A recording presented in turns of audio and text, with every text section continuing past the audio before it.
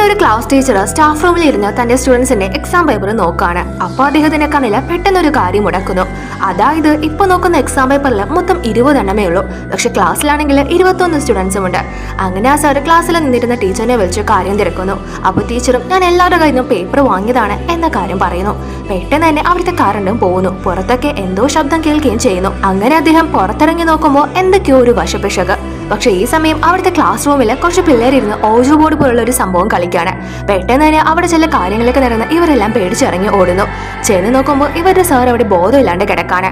അങ്ങനെ അദ്ദേഹം കുറച്ചു നാൾ സ്കൂളിൽ വരാതെ ഹോസ്പിറ്റലിൽ തന്നെ അഡ്മിറ്റ് ആവുന്നു.